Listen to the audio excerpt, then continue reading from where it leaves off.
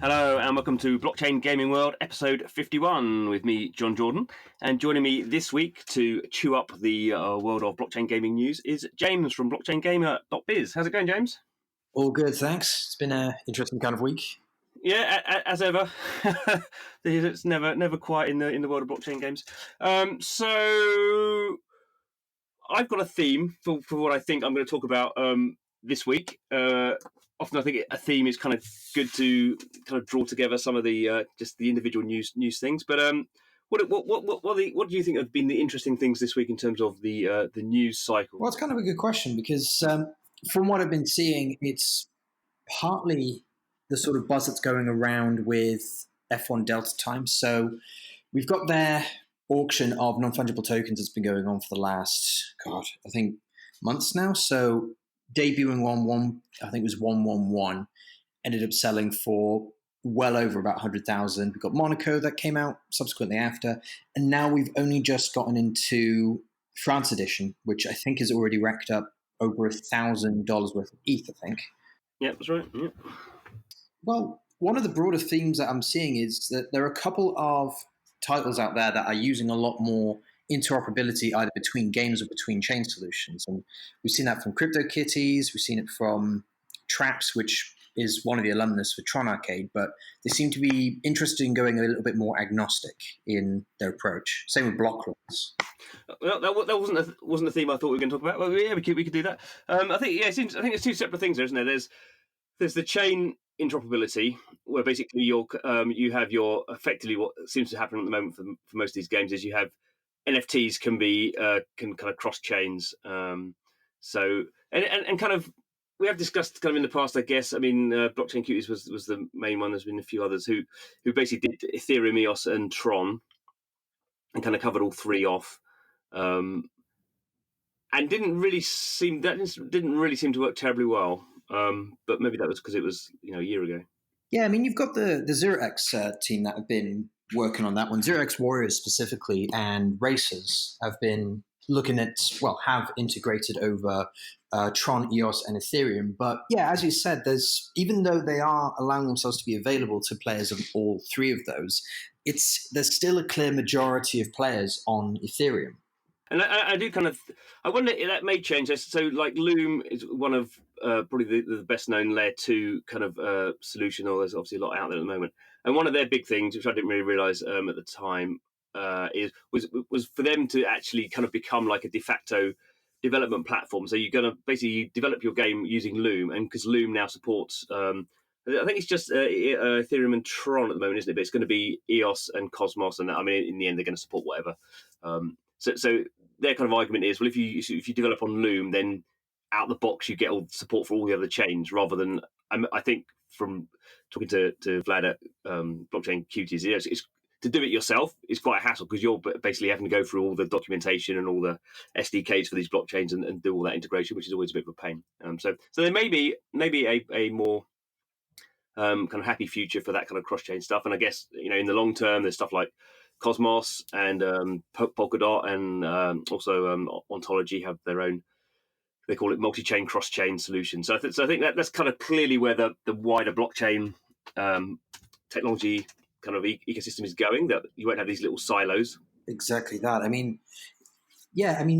The applying that kind of solution is genuinely interesting, but I'm still reminded of the other Vlad that we've spoken to, Kartashov, and the kind of challenges that come with allowing your game to be accessible via multiple chain solutions. And one of them is having to navigate the fact that it's doing all the code, making sure it's accessible and usable across all those chains. And even then, it's the security and being able to actually migrate your non-fungible tokens effectively. So there are a bunch of challenges associated with it.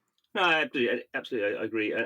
For me, at the moment, I can't see any advantages really. As you say, what's happened up to this point is for games that have gone across chains, Ethereum has always been their biggest audience. Has always been on Ethereum. Tron for some games has been okay, maybe up to about a third. I can't remember which one it was. I think it was.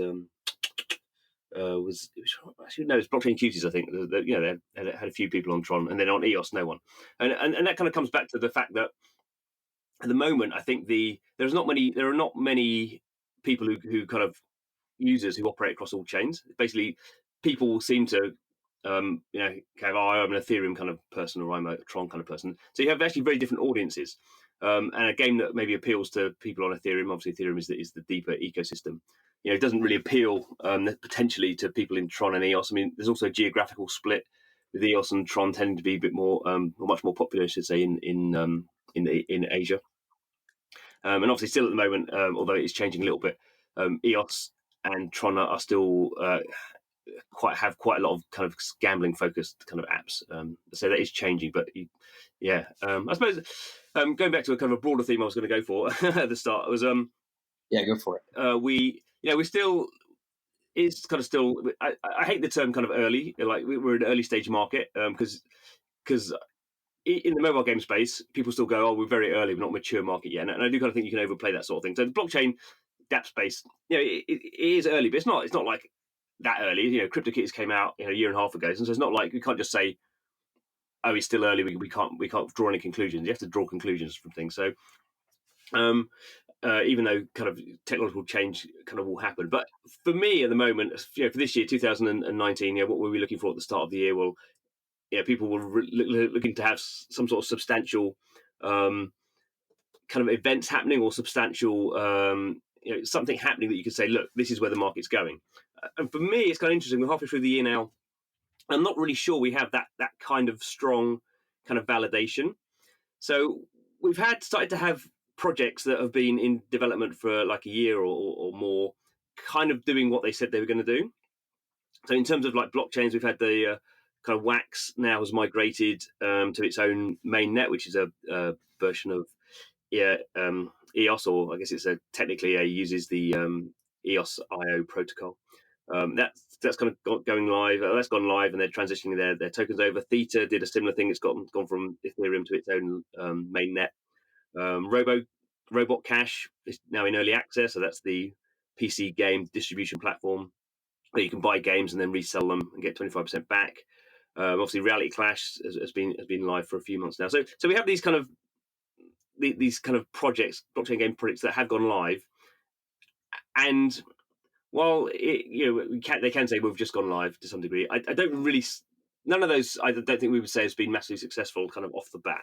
We've not seen people going, oh yeah, that's really what I was waiting for, and piling onto them. Well, yeah, absolutely. I mean, even with the likes of Reality Clash, Wax, with Robot Cash, they have, while they've professed that they really want to try and capture mass adoption with their initiatives, they've opened up to kind of like a whisper, really. I mean, it's not so much a spectacular launch as it is a whisper, but I think it does demonstrate just how small of a community we have to deal with even at this stage. And while it is kind of a cop-out for us to say it's in its nascent stages, yeah, we do have to take in consideration what we can learn from these kind of like spearhead projects. Yeah, it definitely is a balancing act, and I'm not being trying to be pessimistic, or but I do kind of think at some point you kind of need a surprisingly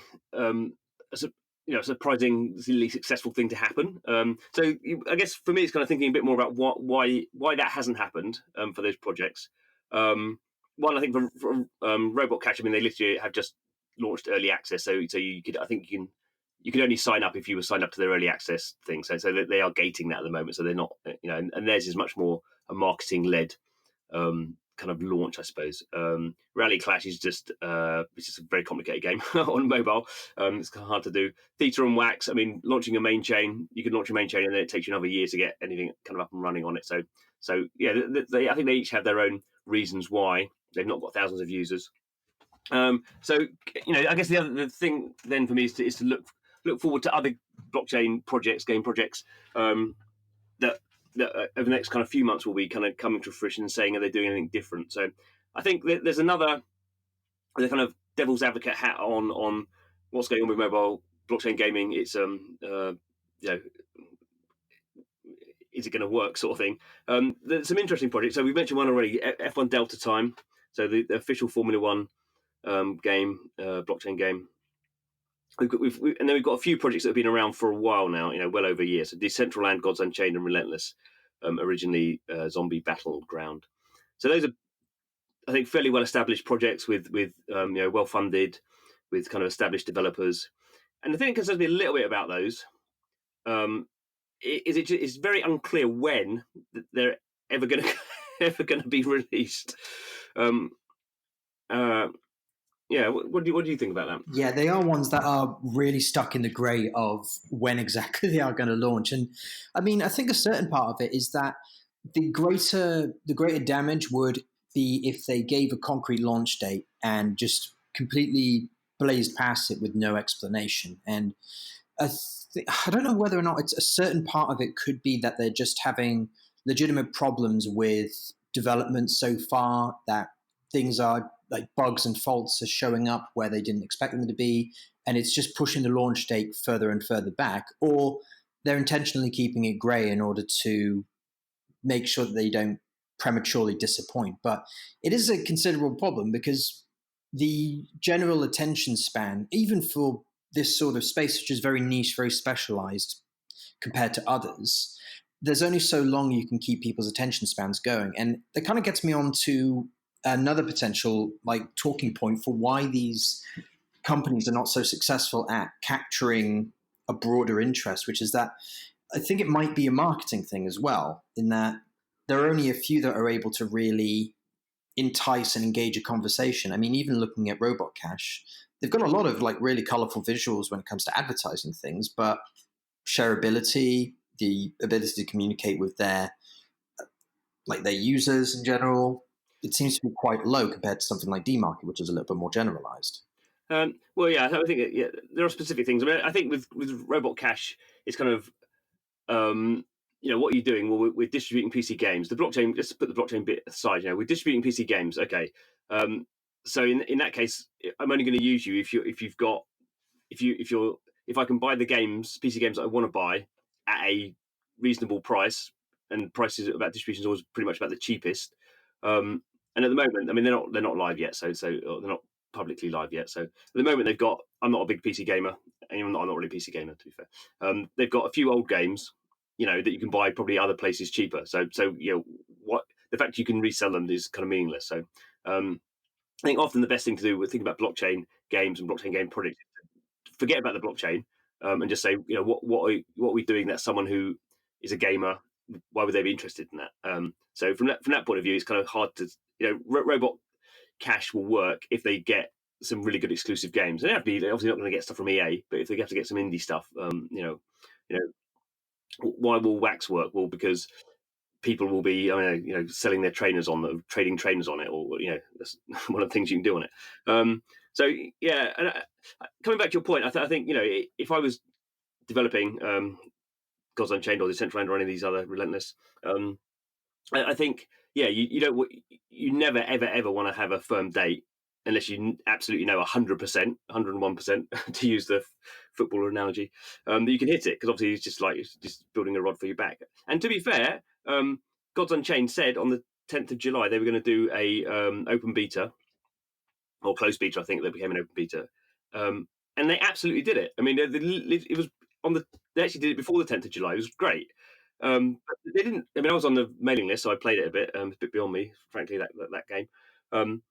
But it seems it's in some other ways kind of really frustrating that they actually did what they said they were going to do, and they put that date out at the start of the year. So that date's been there for a long time, but there was no one seemed to care that they'd actually done what they said they were going to do. It's they may as well have missed it, and no one would. It's kind of almost more worrying that you do what you say you're going to do, and you don't get any kudos for it.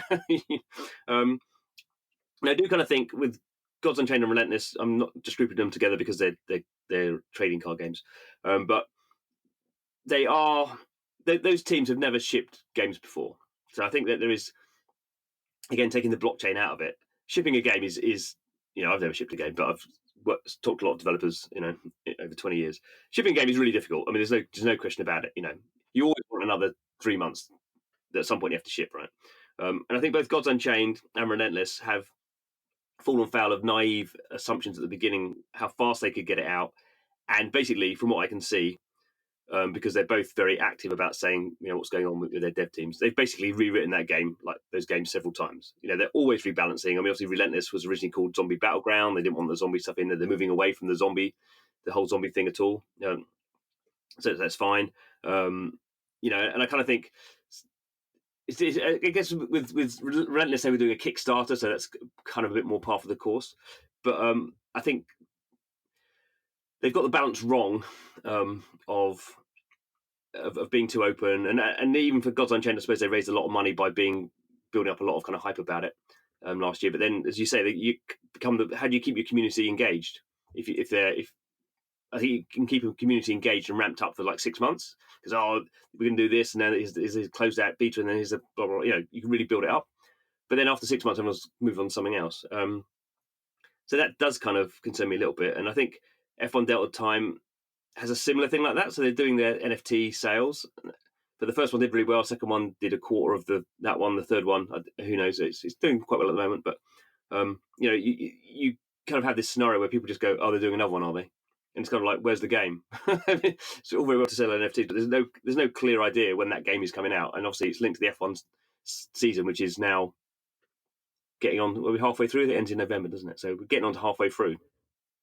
And I guess the biggest one for me is Decentraland, which is a massive, big blockchain project, and absolutely no idea when that one's coming out. And the thing with it is that there was a lot of preliminary hype because, I mean, I think it was like Bloomberg, with like Forbes as well, all of them talking about the kind of value associated with the parcels of land that people were purchasing for Mana. And that's what got them their initial, that's what allowed people to discover them first of all. But the issue is that, and while it's completely understandable that the developers would want to keep it in kind of a gray area, because in many instances these are sometimes first experiences, they're dealing with pretty experimental technology or experimental premises, and they really have to make sure that it's a sharpened project in order to prevent a greater level of disappointment. But it's kind of like how I brought up the Fez situation beforehand, because the worst case scenario is that you are bad at effectively marketing and engaging with your users to the point where you're either alpha, beta, full launch comes out and it's a dull raw, so nobody's really paying attention to it. Or the other alternative is that you give no concrete launch date, or you delay constantly to the point where you end up trending in the community for wholly negative reasons. Yeah, it does. I mean, I didn't want to kind of come out of this on a like a negative vibe, because I'm not, certainly in the long term, I'm not negative at all about blockchain gaming. I'm incredibly positive. But it's equally, you can't ignore kind of the reality of what's going on. So there's a few projects I think that are doing a better job. So maybe it's kind of good to focus on those. I think one obvious thing is that projects that have just gone live with something, even though it's a fraction of what they hope to get to, have certainly in the blockchain space have seemed to be more successful in having a community. Launching something, it may not be great, but then building around it and having a community. Then the community is playing these games, and then they can add more stuff in and kind of build out. So I think, shout outs to as we've done in the past, Axie Infinity, which is, it's not. I don't think they're a perfect team. I think I've had lots of interesting, kind of call it debates with trying to on Twitter with them, kind of saying how great they are, and me kind of saying, well, if you're that great, why have you only got 200 players, sort of thing. But the one thing they do is they have 200 players. They do have a great community. They are trying to do things. They are got this, they adding new features into the game. Obviously, the land sales. They're doing lots of other kind of crazy stuff on the side, which I think is probably maybe limiting their ability to have a very mainstream audience. But they clearly, that you would say they're a success. I mean, they're a success in the blockchain game space. Blockchain Cuties, again, just going through it's doing a land sale and it's had a big kind of revamp of what it thinks its game is. Actually, Blockchain Cuties, has always actually had, despite being a more lightweight game than Axie, it's always had many more players. It's always had hundreds of players. I think it had 500 players, constantly. So that's interesting. That I think that's an approach to go. Both those games launched, with very small amounts of kind of playable content. We'll see. The other one I'm interested in is Cheese Wizards.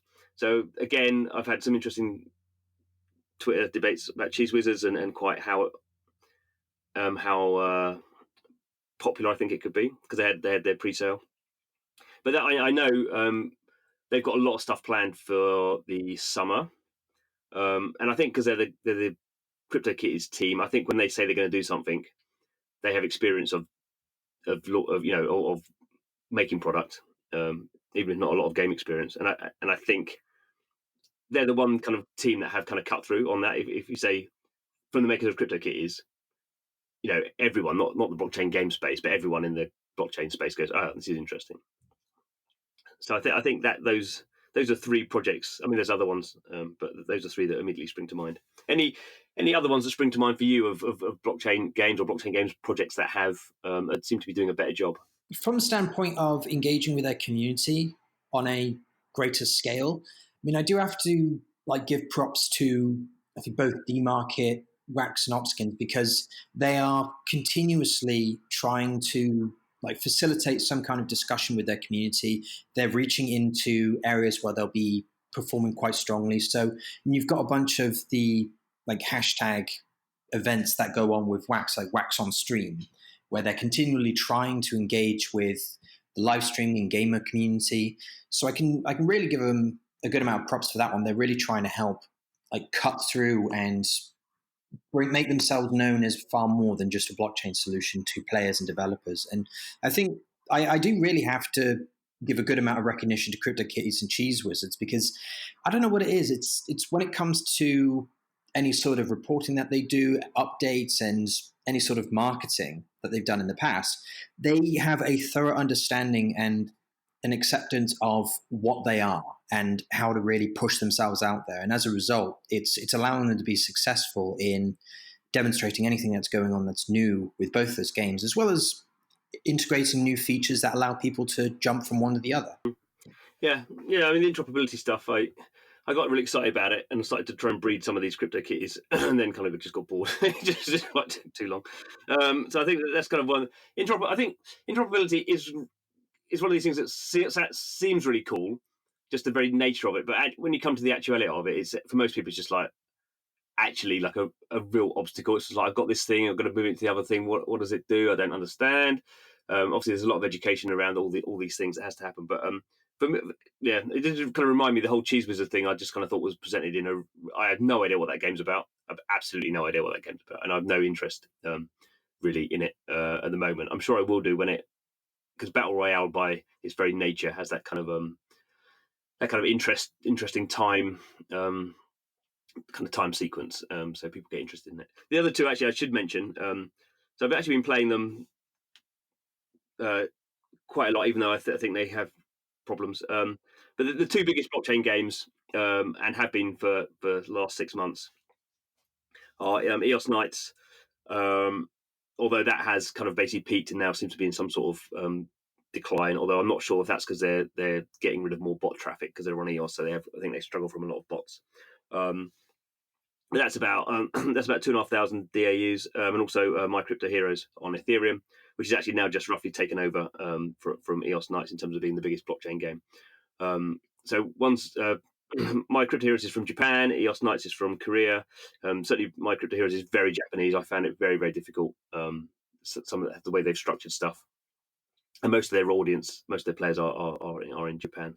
But for all the faults that they have, which are many, the one thing they have done, which you can't argue with, and I would never argue with, is they have maintained a active user base. And for me, that's kind of clearly the success. That I don't really. I think other things like what's the volume? Are you selling NFTs? All that stuff that comes if you have user base. You can have it without a user base. You can kind of kind of a strong arm kind of sales, or you can kind of do things that kind of bring in revenue in a slightly kind of not a slightly kind of hacky, in a slightly kind of forced artificial way, I guess. But if you have users, then you have to, I think, really mess up your economy in order not to be able to monetize them. And those two games, by far and away, do have that. I think that's kind of interesting. So I think, certainly for me in the future, is looking at those two games and seeing what they do. That's where if I was a blockchain game developer, where I would be what I would be looking to do. And for me, the kind of the thing is always, I mean, blockchain games are very complicated. And it's just so much friction in the system, and friction doesn't necessarily have to be setting up a MetaMask account. Friction can be waiting around for F1 Delta time to launch, and you're really excited about it, and then 3 months later, you're just like, whatever, Formula One season's over. friction can be setting up a wallet. Friction can be, I know Gods Unchained, you have to download their Apollo PC client to kind of play it. That's how they're doing it. I'm sure there's good reasons why they would do that, but that's just more friction. I've got to download a PC client. It may not work. My PC may not, be powerful enough to play it. And for me, I think for the rest of the years, it's blockchain game projects that can reduce the friction, any sort of friction, just get people enjoying the experience. Those are the ones that I'm going to be more interested in. Yeah, this is certainly the reason why I think with Blockchain Gaming Connects Hong Kong coming up as well, it's all the more reason why I think there should be a certain amount of specific notice given to any sort of discussions and topics based around the improvement of the user experience and the user interface that you have within your game. Because at the end of the day, if hypothetically you're applying for a particular kind of role and they've got to have you thrown through several pages of details and information, you're going to click off that page and never come back. And anything that can help to reduce the friction is going to allow you to just bring more and more players in at a better sort of rate and have them think of the game positively. Yeah. And I do kind of think often we talk about user experience in terms of like the UI and basically once you're in the game or the app, what's your experience there? Is it clear? It's kind of interesting. I don't know very much about it, but a while ago I was looking at there's something from Lego. It's just a random thing going around the internet, and it's kind of interesting. Like a company like Lego, how it viewed user experience was the entirety of kind of like everything about you. So the user experience would be, it's different to games, but a user experience might be like, oh, I'm going to go and buy some Lego. It's like the most basic thing, and thinking about someone has this nice idea. I'm going to buy some Lego for myself or my kids or whatever. How can that whole experience, even things you're not really in control of to some degree directly, how can you make that experience as nice as possible? It's not just like thinking about going to a website and doing it through Amazon or going to the Lego shop, but how can you think, even kind of things like if you had a problem with Lego and you're going to phone up kind of community, get, you wanted some support, to make all that's not a thing anyone would find enjoyable in general. You wouldn't think that I'm going to make a complaint. I'm really going to enjoy that. But Lego kind of tried to think about the totality of like, how can I make that experience actually a really positive one for the brand? And I think just because blockchain by its definition will always have will always have a lot of friction in the system. It just clearly will be. If you can deal with that in a positive way. So a very kind of small example of that was I was using a mobile wallet yesterday and I was transferring some Bitcoin into a stablecoin. And it was an ERC20 stablecoin, and I hadn't really thought about it, but I didn't have any Ether in my wallet, so I did the exchange, and then I got a message from the wallet company and just said, just to tell you, what you were transferring from Bitcoin to an ERC20 token, you need Ether to do that. You haven't got any Ether, so they gave me like a 40 cents of Ether, and they said that should be enough for like I don't know 3 more transactions. And I was just like, I hadn't thought about it at all. I didn't know it was going to be a problem, but I can imagine I've gone through experiences where you try and do something and they go, "You're not got any Ether," and you're just like, "Oh, I'm not got any Ether in the account. I've got to go to another wallet and get Ether and transfer it in, and it's going to take 10 minutes." And I would have probably still got it done, but that would have been like not a very nice experience. Whereas this makes me feel really positive about this company now. Because basically they've given me 40 cents. Okay, that's not nothing, but it's not a lot of money. But they kind of foresaw a problem I was going to have and had a solution to it that then feeds back and makes me think these guys, oh yeah, I'm going to obviously use that wallet a lot more. And in fact, by not just giving me the Ether I needed, like a little bit, they said they kind of did a clever incentivization. We've given you enough for like 2 more transactions. So it's like, oh, well, I can maybe do some more. That's not rocket science, but very, very few companies think about the kind of totality of how people are going to interact and think about the problems. And I think just because blockchain is so complicated, that much more than the quality of the games, I think is where the big success stories are going to come from. It is for that reason, and it's all the more reason why. I mean, even though throughout this we're coming off as people that are like pessimistic about the developments in the blockchain gaming space, the reality is that we're generally curious to see just what kind of project out there is going to like wow people and like really amaze them. It's just really that we want to see these things succeed. It's just that we have our own concerns about their ability to do so. Yeah, no, absolutely. I mean, it's the short term versus the long term. I mean, if I wasn't incredibly bullish within probability bounds about what blockchain means for the game space, I wouldn't be in this job. I would still be in a different job. So in the long term, it's just I kind of the thing that I think is kind of intellectually what's the term, untruthful, is to be bullish about like any space or any or anything, any intellectual pursuit, and then not be able to take any criticism of that. So if you were really into like politics and you've supported one political party or one political view, then you know I don't think it's intellectually okay, well, lost the term, but don't support everyone who supports the same thing as you, and just back them to the hill. If there's problems there, you kind of go, well, there's problems there. It doesn't mean I don't disbelieve the wider message, but this isn't, this is not where we should be going. And I kind of think that in blockchain games, things I don't think are, we've not had that massive breakout hit yet. So I think it's positive for us to think about why a lot of these projects that have been launching, haven't got that cut through. At least yet. So that's kind of my starting point. But I mean, I'm absolutely the same way, and I think that that's exactly why we have this kind of reserved approach towards people who say that this is still a market that's in its nascent stages. The reality is it's not. It's coming along leaps and bounds. It's just we want to see how it's evolved right now and what kind of obstacles they're still needed to overcome. Absolutely. Let's end it on a positive note. I mean, I think the other thing is that there are, looking down my list of games coming out, there's we are not we're not scrabbling around for like, there's going to be one launch like in Q3. I would say the kind of probably the opposite. Certainly for us as journalists, there's so many kind of projects coming out that it's.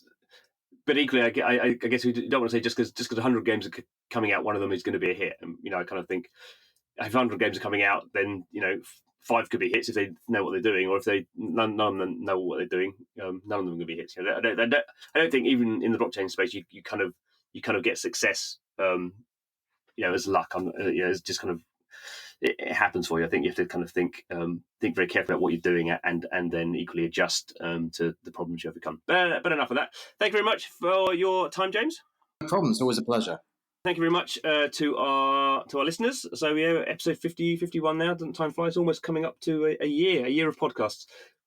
So I've almost done one a week. That's pretty good. I hadn't thought of that. So I hope you are subscribed on your podcast supplier of choice. You can also find us on YouTube at Blockchain Gaming World, where we do video versions of these podcasts. So when we mention games, we have some footage of some of the games on there. So check that out if you're interested in it. Any comments? Not from you, James.